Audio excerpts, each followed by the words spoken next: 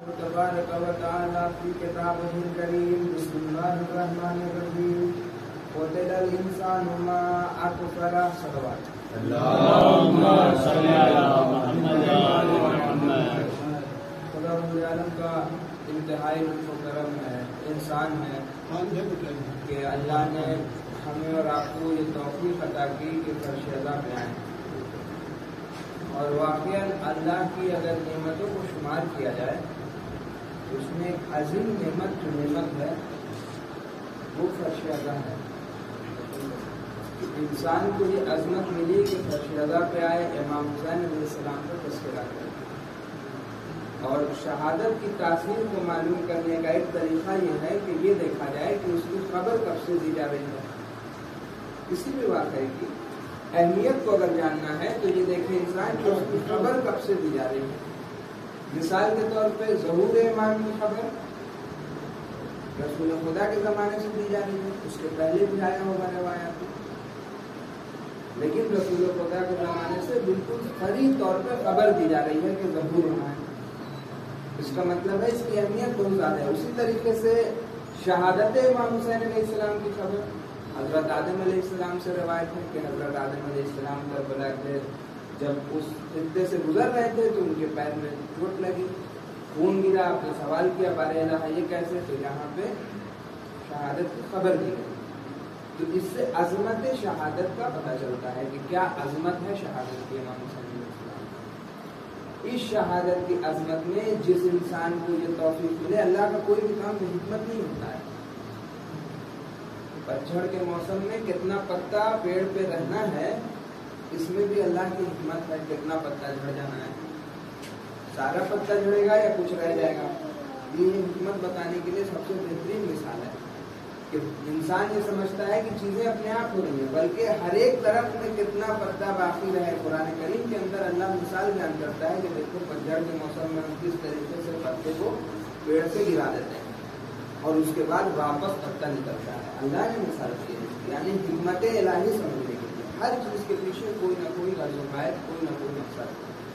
اسی طریقے سے جب اللہ نے کسی انسان کو غیبت کے زمانے میں اس طریقے سے پیدا کیا کہ عزادار بھی ہو، امام کا چاہنے والا بھی ہو، اس کے پیچھے حکمت ہے. تو انسان کو اس نعمت کا شکریہ بجا لانا چاہیے. قرآن کریم کے اندر خدا متعدد جگہ پر بیان کرتا ہے. جس آیت کی میں نے تلاوت کی کہ اللہ کہہ رہا ہے قتل الانسان ما اکفر، یعنی ہلاکت میں پڑ جائے یہ انسان. کیوں ہلاکت میں پڑ جائے؟ کہ یہ کس قدر ناشکرا ہے. کئی جگہوں پہ اللہ نے یہ کہا ہے قرآن کریم کے اندر کہ تم میری نعمتوں کو جھٹلاتے ہو، نعمتوں کا کفران نعمت کرتے ہو. ہر انسان کے لیے اس کا اثر یہ ہوا کہ آسمان سے ایک سراہی اتری کہ اس کے بعد جب انہوں نے اس پانی کو پیا، مستند روایت میں موجود ہے، اس کے بعد جب انہوں نے پانی پیا تو زندگی میں نہ کبھی پیاس لگی نہ کبھی بھوک. جناب ام ایمن کا واقعہ بالکل مستند واقعہ ہے. یہ کیوں ہوا؟ یہ اس لیے ہوا کہ خدمت قبول شدہ تھی، قبول کر لی گئی تھی. اسی طریقے سے اگر عزاداری خدمت سیدہ ہے تو ہر انسان کی کوشش یہ ہونی چاہیے کہ اس خدمت کو اس طریقے سے انجام دے انسان کے قبول کر لیا جائے. اور اگر قبول کر لیا جائے گا تو پھر انسان، جس کو علماء اس واقعے کے ذیل میں بیان کرتے ہیں کہ کن فیکون کی منزل پر پہنچتا ہے پھر کہ جناب ام ایمن نے یہ نہیں کہا تھا کہ مجھے پانی دے دے اے میرے معبود مجھے پانی کی طلب ہے، بلکہ صرف شکایت کی تھی کہ میں پیاسی ہوں. بس اس شکایت کے نتیجے میں اللہ نے دعا قبول کی، کیونکہ واسطہ جناب سے ایک سروات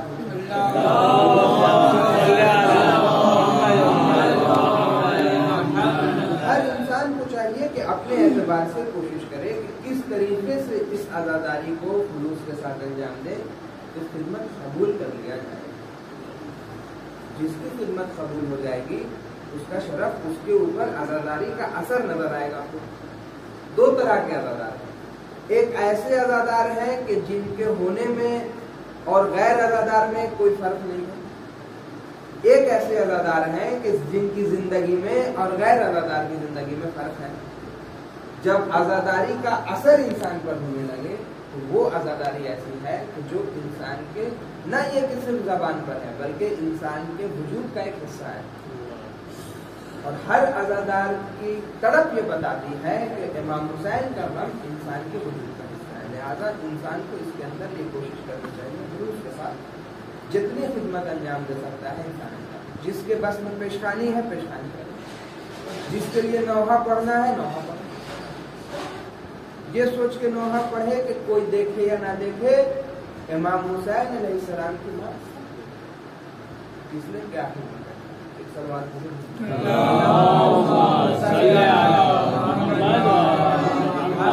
نعمت کا شکریہ بجا لانے کے لیے ایک شرط یہ ہے کہ انسان کو اس نعمت کا ادراک ہو، نعمت کی پہچان ہو. اگر نعمت کی پہچان نہ ہوگی، نعمت کی معرفت نہ ہوگی تو شکریہ انسان نہیں بجا لا سکتا ہے.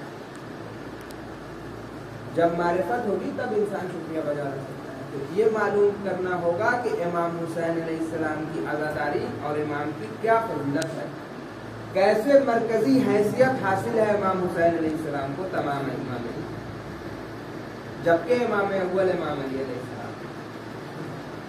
ایک صلوات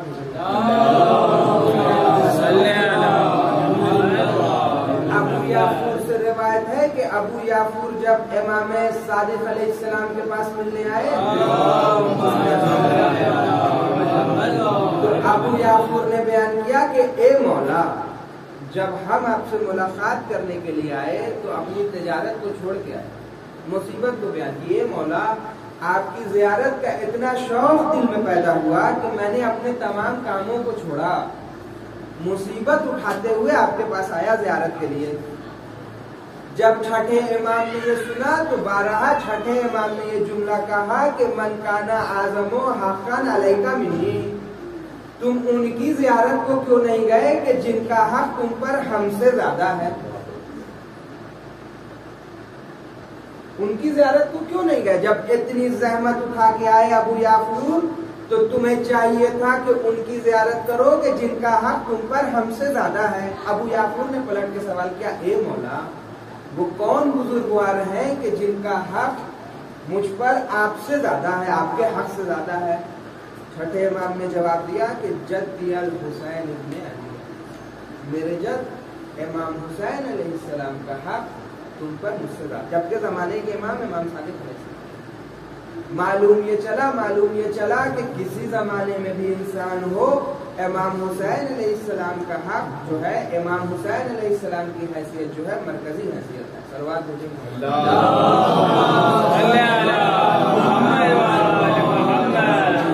روزمرہ کی زندگی میں دیکھیے انسان، عید کا موقع ہو، عید الفطر خوشی کی تاریخ ہے، ہر کوئی جانتا ہے. عید قربان ہر کوئی جانتا ہے، خوشی کی تاریخ. عید غدیر، عید مبارکہ، چاروں عیدین کے اعمال کے اندر امام حسین علیہ السلام کی زیارت اہم زیارت میں سے، اہم اعمال میں سے. بلکہ یہ کہا گیا کہ جس کے پاس بس اتنا وقت ہو کہ آسمان کے نیچے جائے اور 3 جملہ کہہ دے، السلام علیکم یا ابا عبداللہ، السلام علیکم یا ابن رسول اللہ، السلام علیکم ورحمۃ اللہ، بس 3 جملہ کہہ دیں امام کی زیارت ہو. معلوم یہ چلا شب قدر کے اعمال، شب قدر کی اہمیت 1000 قرآن کریم کے اندر بیان کر رہا ہے خدا.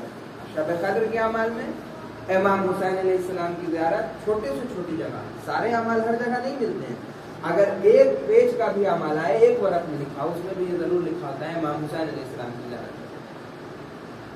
اہمیت اسی طریقے سے، اب یہاں آپ لوگ موجود، سب کا پڑھا ہوا ہوگا، اسی طریقے سے دعائے نطبہ. دعائے نطبہ کوئی انسان دیکھے کب پڑھنے کی دعا ہے تو معلوم چلے گا کہ دعائے نطبہ امام نطبہ مطلب گریا، دعائے نطبہ عیدین میں پڑھنے کی دعا ہے، جمعے کے دن پڑھنے کی. کہ بھائی عیدین تو خوشی کی تعریف ہے، لیکن عیدین میں پڑھنے کی دعائیں نطبہ امام زمان. اس کا مطلب پتہ یہ چلا کہ اگر انسان غور کرے اس عزاداری کے اندر کہ اس عزاداری کو پھیلانے کے لیے، قبر کے نشان کو باقی رکھنے کے لیے امام نے یہ کہا کہ اگر زیارت حسین کے لیے جانا پڑے اور ایک انسان تم میں سے ختم ہو جائے، دوسرے کو اجازت ملے تب بھی جاؤ، اس کو گاؤں گاؤں لے کے جاؤ، خریے خریے لے کے جاؤ۔ اس عزاداری کے لیے خود قربانی دی گئی۔ امام نے کبھی نہیں چاہا کہ میرے چاہنے والے پریشانی میں نہیں، لیکن اس عزاداری کے لیے قربانیاں دی گئی، سارے جگہ اس عزاداری کو عام کروایا امام نے۔ خود امام کے قول کے اندر اہمیت ہے کہ جو ایک شعر پڑھ کے سنائے اس کے لیے جنت ہے، ایک قطرہ اگر آنسو بہ جائے تو اس کے لیے جنت کا وعدہ ہے۔ تو اب عزادار اگر پلٹ کی دنیا والے یہ سوال کریں عزاداروں سے کہ آپ نے اس کو ہر جگہ پھیلایا، اس کا مقصد کیا تھا؟ اس عزاداری سے پھر معاشرے کو ملنا کیا تھا؟ تو اہل بیت علیہ السلام کی بتائی ہوئی کوئی بھی چیز بغیر حکمت کے نہیں ہوتی، بغیر حکمت کے نہیں ہوتی۔ تو اس سے معلوم یہ چلا کہ اس عزاداری کے مقصد کو ایسا مقصد تلاش کرنا ہوگا کہ جس سے انسانیت کے لیے کوئی ایسی بات نکل کے آئے کہ عزاداری پر جو زور دیا گیا وہ سمجھ میں آ جائے۔ تو علماء بیان کرتے ہیں کہ اگر عزاداری کو انتظار سے ملا کے دیکھا جائے کہ کربلا سے انسان نصرت امامت کا درس حاصل کرے، کربلا سے ولایت کی راہ میں قربانی کیسے دی جاتی ہے سیکھے، اور وقت کے امام کی نصرت کی تیاری کرے، تو عزاداری کی اس تحریک کو سمجھنا آسان ہے۔ رابطہ بیان کیا ہے، ابھی آخری امید نام کی میگزین سے میں نے کئی دفعہ کئی جگہ پہ تقریر کی ہے، زہرا تقریر ایک میں نے کی تھی اسی سے کی۔ آخری امید میں ایک آرٹیکل آئی، آخری امید ایک ام مقدسہ میں علماء نے مل کے ایک نئی میگزین شروع کی امام زمانہ سے متعلق، جس کے 2 شمارے آئے ہیں۔ دوسرے شمارے کے انگریزی ٹرانسلیشن کی ذمہ داری مجھے دے دی گئی تھی تو میں نے کر دیا تھا، لہٰذا اس وجہ سے مجھے پڑھنا پڑا تھا، ورنہ ہم لوگ اتنا توفیق ہم لوگ کے پاس نہیں ہے کہ کسی چیز کو پڑھیں وغیرہ۔ تو اس میگزین کے اندر جو آیت اللہ احمد عابدی صاحب کی نگرانی میں پبلش کیا گیا ہے، اور آیت اللہ احمد عابدی صاحب واحد ایسے ہیں کہ جن کو آیت اللہ خامنئی نے وہ ایوارڈ دیا ہے جو طالب علموں کو دیا جاتا ہے ان کے علم کی وجہ سے۔ تو اس کے اندر یہ تھا کہ انتظار اور عاشورہ، ایک آرٹیکل تھا عاشورہ اور انتظار، اس کے بیچ میں کیا ربط ہے۔ اب 25 ربط اس کے اندر بیان ہے، 25 تحلیل بیان ہے، اس کے بعد راہیابی کی بات بیان ہے، تو سب بیان نہیں کیا جا سکتا ہے، پھر اشرا چھوٹا پڑ جائے گا، لہٰذا بلکہ 10 مجلس چھوٹی پڑے گی، مجھے 1 مجلس پڑھنی ہے، لہٰذا میں نے کچھ موضوع اس میں سے نکالا ہے جو آپ کے سامنے بیان کریں گے۔ صلوات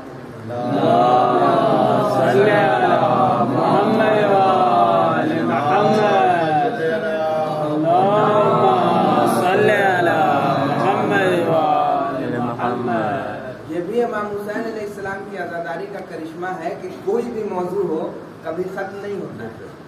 1400 سال سے عزاداری چل رہی ہے، موضوع ہوتا ہے اس لیے کہ ختم نہ ہو۔ بہرحال ایک اور درود ہونے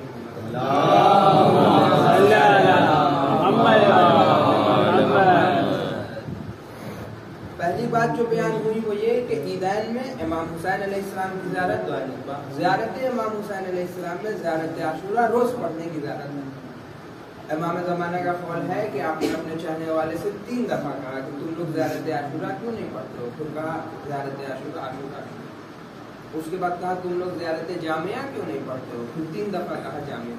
نماز نافلہ کیوں نہیں پڑھتے ہو، نماز شب کی تاکید، اس کے اندر زیارت عاشورہ کی تاکید خود امام زمانہ نے کی۔ زیارت عاشورہ کے اندر صاف طور پہ امام کی نصرت کی بات ملتی ہے۔ زیارت عاشورہ کب کی زیارت ہے؟ اگر سب سے نئی روایت دیکھیں تو 6 امام سے روایت ہے زیارت عاشورہ کی۔ 6 امام کے زمانے سے ابھی امام زمانہ کا ظہور نہیں ہوا ہے، لیکن جب بھی امام کی زیارت ہو رہی ہے عاشورہ کی تو اس کے ساتھ ساتھ نصرت کی بات ہو رہی ہے کہ اس خون حسین کا بدلہ لینا ہے۔ کب بدلہ لینا ہے؟ امام مہدی کے ساتھ۔ उस वक्त से ज़ियारत चल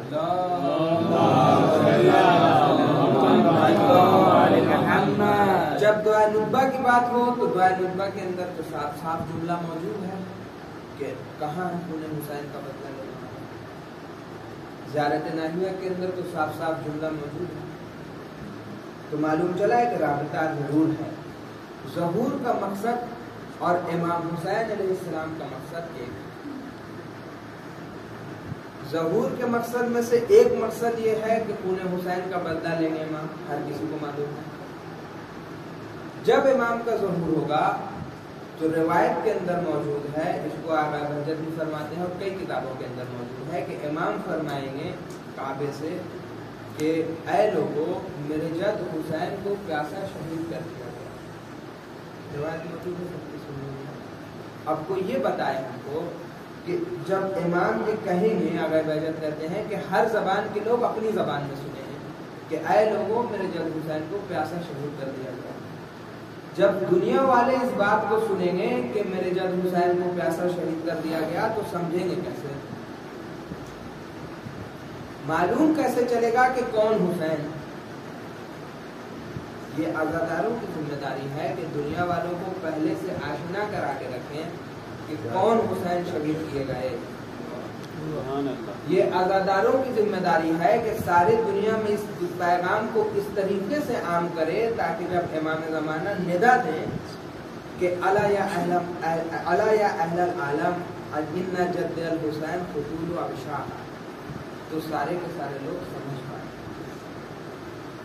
सारे दुनिया वाले समझ पाए कि किसको शहीद किया गया। ऐ अहले आलम, मेरे जद हुसैन को पामाल कर दिया गया।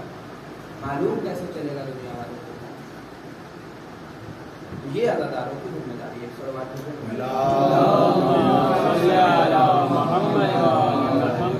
ज़हूर का एक मकसद ये कि बातिल हुकूमतों का खात्मा हो जाएगा, बातिल हुकूमतों का खात्मा हो जाएगा, इमाम की हुकूमत होगी। इमाम हुसैन अलैहिस्सलाम के क़याम का एक मकसद ये कि बातिल हुकूमत के खिलाफ इमाम ने क़याम किया, यानी जिस अलम को इमाम हुसैन अलैहिस्सलाम ने उठाया और करबला की तरफ क़याम किया, उसको आगे बढ़ा के कामयाबी तक पहुंचाने की जिम्मेदारी इमाम ने दी है।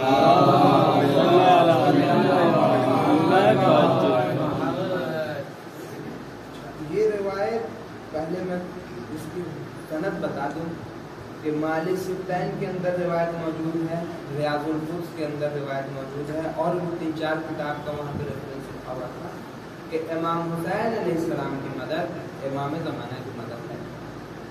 कि हज़रत जनाब सकीना से रिवायत है कि इमाम हुसैन अलैहिस्सलाम ने करबला में अपने असहाब से खिताब करते हुए फरमाया कि हमारे जद रसूल खुदा ने फरमाया है कि हमारे फर्जंद हुसैन को करबला में गरीब, तन्हा, प्यासा और बेकस कत्ल कर दिया गया।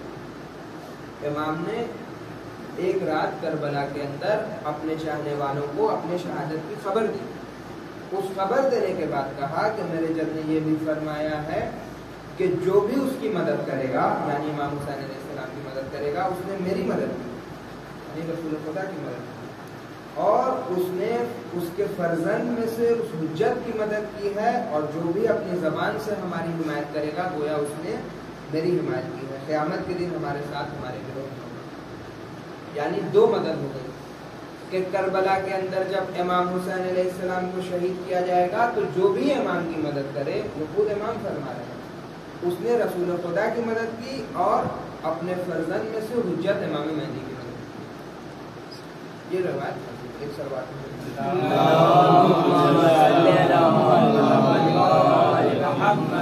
अब इससे बढ़ के एक और रिवायत मजमा कबूल करने वाला है, लिहाजा मैं पढ़ देता हूँ।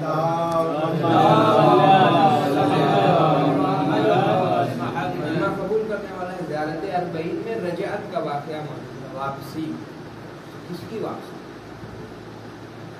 बाज़ दफ़ा जब ज़ियारत अर्बईन पढ़ते हैं तो इमाम हुसैन की ज़ियारत हो रही होती है, इमाम की ज़ियारत के बीच में फ़ौरन वापसी की बात आती है। असलन इसको ज़हूर से लिया जाता है कि ज़हूर वापसी हो जाएगी, लेकिन अगर कोई इसरारात ज़ियारत अर्बईन पढ़े तो मालूम ये होगा कि ज़हूर इमाम के ज़माने में इमाम हुसैन को भी वापस आना है, रिवायत में मौजूद है। کہ امام حسین علیہ السلام نے یہ فرمایا، اور کئی کتابوں کا وہاں پہ حوالہ تھا، اسی لیے میں پڑھ رہا ہوں، میری عادت نہیں ہے کوئی ایسی نئی بات پڑھنا، کہ اس میں یہ حوالہ تھا کہ امام نے اپنے چاہنے والوں کو کربلا کے اندر کہا کہ اب جب ہم پر ظلم ہو جائے گا تو ایک ایسا بھی زمانہ آئے گا کہ ہم واپس پلٹائے جائیں گے، اور اس پلٹائے جانے کے بعد جب حکومت ہوگی تو امام زمانہ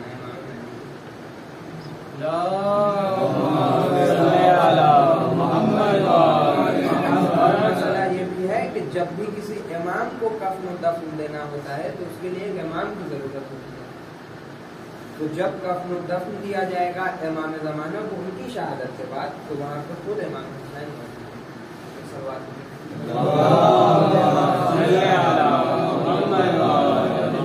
اگر کسی کو روایت میں کوئی کنفیوژن ہو تو میرے پاس دلیل موجود ہے، اسی لیے میں پڑھ رہا ہوں۔ ایک اور سوال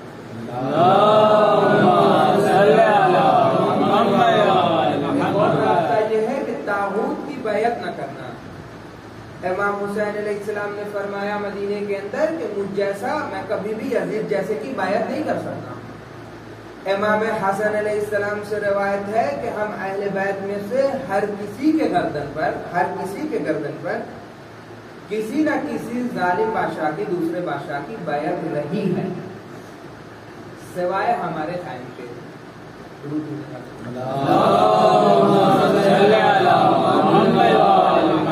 اب اس حدیث کو سرے سے رد کر دیا جاتا ہے کہ حدیث غلط ہے، کیوں؟ اس لیے کہ ممکن ہی نہیں ہے کہ کوئی بھی امام کسی غیر کی بیعت کر لے۔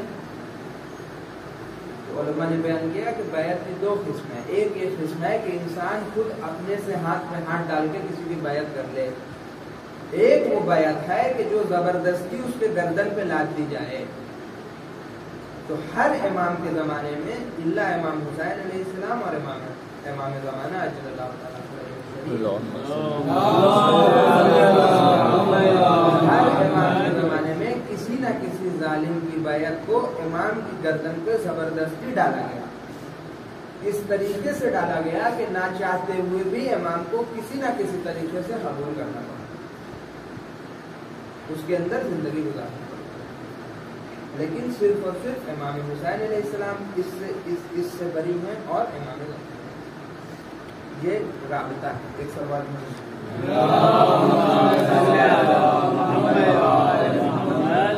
آخری رابطہ یہ کہ زمانے کے درمیان جو فاصلہ بہت زیادہ ہے، لیکن اس کے باوجود زمانے میں مشابہت ہے، کہ جب امام حسین علیہ السلام قیام کرتے ہیں تو یہ بیان کرتے ہیں کہ میں اس لیے قیام کر رہا ہوں کہ رسول خدا کی سنت کو ختم کیا جا رہا ہے،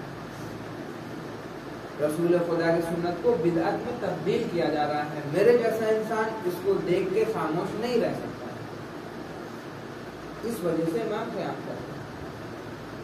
امام زمانہ کی اگر کوئی دعائے نقبہ پڑھے، فوراً اس دعائے نقبہ کے اندر یہ جملہ ملے گا کہ کہاں ہے وہ امام کہ جو رسول خدا کی سنت کو زندہ کرنے والے ہیں۔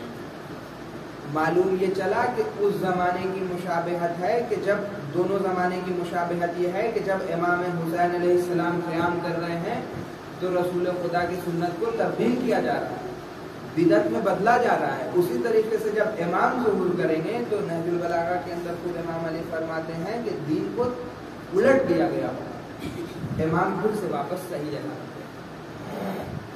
اس طریقے سے کہ اگر زلزلہ آئے تو ہر چیز اپنی جگہ سے بکھر جاتی ہے، کوئی بھی چیز اپنی جگہ باقی نہیں رہتی ہے زلزلہ آنے کے بعد۔ اسی طریقے سے دین کے ساتھ کھلواڑ ہوگا کہ ایسا زلزلہ آئے گا دین کے اوپر کہ کوئی بھی چیز اپنی جگہ باقی نہیں رہے گی، روحانیت کا معیار کچھ اور، دینداری کا معیار کچھ اور ہوگا۔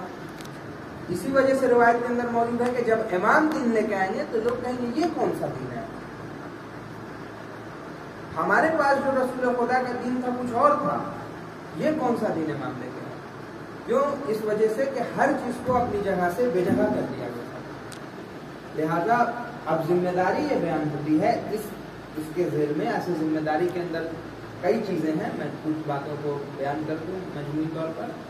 اس میں ایک ذمہ داری یہ بیان ہوتی ہے کہ قوموں کے اندر تنقیدی فکر ہونی چاہیے، جو انتہائی اہم ہے۔ تنقیدی فکر یہ ہوتی ہے एक फिक्र ये होती है कि जो हक और बातिल के बीच में फैसला कर ले।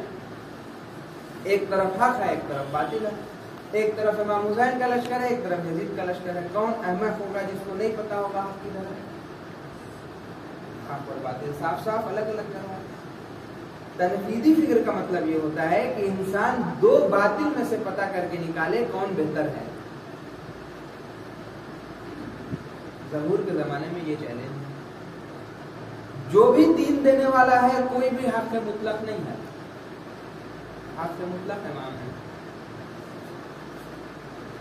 कोई भी हक मुतलक नहीं। अब इंसान की जिम्मेदारी ये हुई कि किससे दीन ले। जो दीन देने वाला आएगा वो नाम नेहाद मौला ही होगा।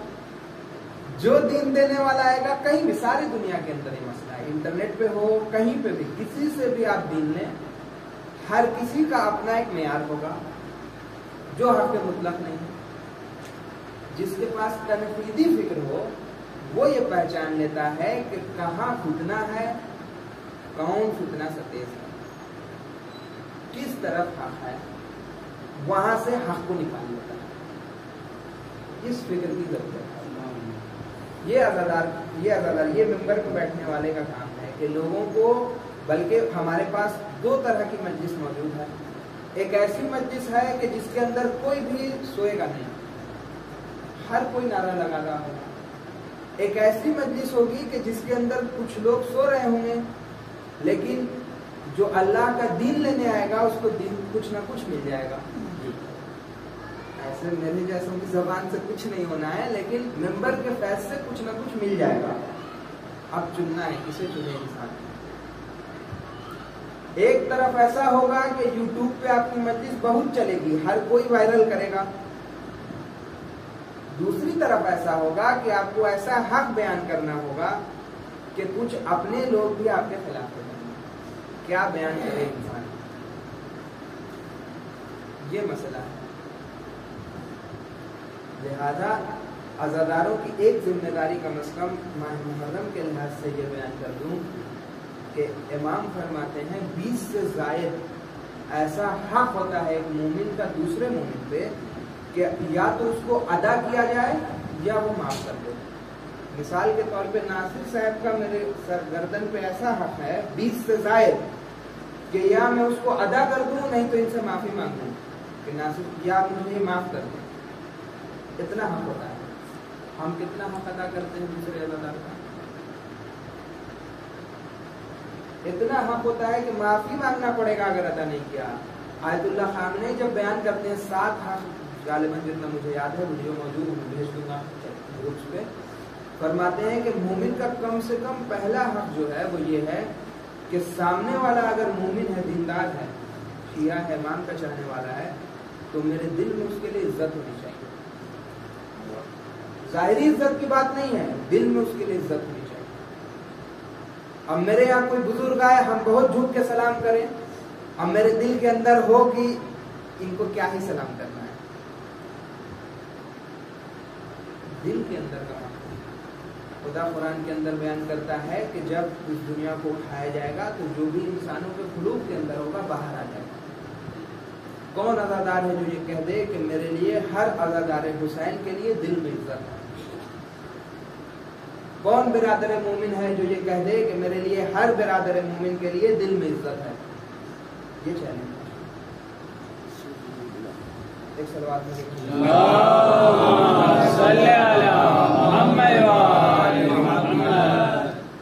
ये हासिल होना है फर्श अदा से। इस वजह से हासिल होना है फर्श अदा से, और मैं जिम्मेदारी के साथ बयान कर रहा हूँ कि खुलूक की तब्दीली का नाम है अज़ादारी। इमाम हुसैन अलैहिस्सलाम की शहादत से ऐसी मोमिनों के दिलों में हरारत पैदा होगी जो कभी भी ठंडी नहीं होगी। हरारत का मतलब क्या होता है? यहाँ पे सब साइंस पढ़ने वाले मौजूद हैं। मेरे पास लोहे की एक चीज है, हमको उसको बदलना है, बगैर गर्म बगैर हरारत के बदल जाएगी?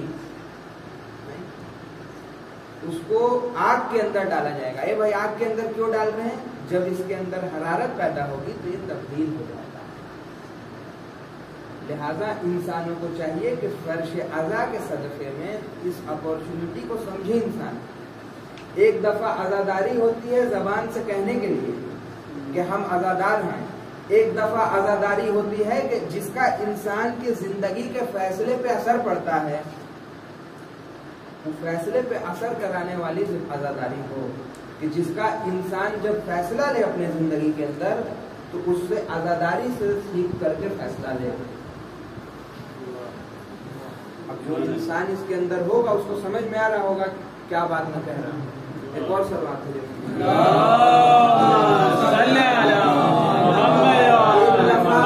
تقدس ہوتا ہے کسی چیز کا، مقدس چیز ہے، ایسی مقدس چیز ہے کہ جس کو دیکھنے کے بعد سر جھکاتے ہیں، لیکن اگر اس کے لیے کوئی قربانی دینی پڑے تو ہم تیار نہیں ہیں. عزاداری ویسی مقدس چیز نہیں ہے. مقدس معابی کا نام عزاداری نہیں ہے کہ مقدس ہو اپنی جگہ، میری زندگی اپنی جگہ. عزاداری وہ چیز نہیں ہے. عزاداری وہ چیز ہے کہ مقدس ایسی مقدس ہے کہ جس کے لیے ہماری جانیں قربان ہیں، جس کے لیے ہمارا اپنا اگر ایگو بیچ میں آئے تو قربان ہے، جس کے لیے اگر اپنی عزت کی بات آ جائے، جھوٹی عزت، گردن اٹھا کے چلنا، وہ قربان ہو جائے، اس کا نام عزاداری ہے. یہ چیلنج ہے غیبت کے زمانے. ایک سوال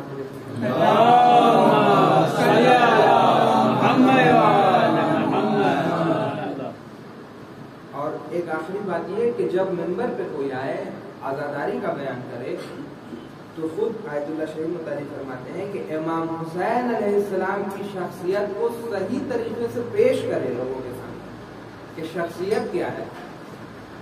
امام کی شخصیت کو صرف اور صرف ایسے مظلومانہ طریقے سے پیش کرنا کہ امام مظلوم ہے، آپ پر صرف ظلم کیا گیا، حق نہیں، بلکہ حق یہ ہے کہ امام کی ایسی شخصیت کو پیش کرے کہ سارے ظلم و جور کے بعد اگر کہیں تجلی حق تھی تو امام کی ذات میں تھی. کیا بات. جب سارے کے سارے لوگ بیعت کر چکے تھے تب بھی کوئی اگر کھڑا تھا حق کے راستے پر تو وہ امام تھے کہ جنہوں نے ساری چیز، توحید کا مرکز، توحید کا سبب. کربلا درسگاہ ہے، نہ صرف جملے میں بلکہ درسگاہ کا مطلب یہ ہوتا ہے کہ جہاں سے سلیقہ سیکھے انسان کہ کس طریقے سے اللہ کی بارگاہ میں سب کچھ قربان کرنا ہے، جو سامنے آ جائے قربان. اس لیے مصائب اٹھایا ہے امام حسین، اس لیے مرکزی حیثیت حاصل ہے. اس لیے کہا گیا کہ جب حسین کا تذکرہ کرنے والے کے لیے جو کسی کو رلائے جنت واجب ہے. کیوں؟ تم اس تحریک کا حصہ بن گئے کہ جس تحریک نے مقصد حسینی کو کامیاب کرنا ہے. امام کی تحریک یہ اہمیت ہے.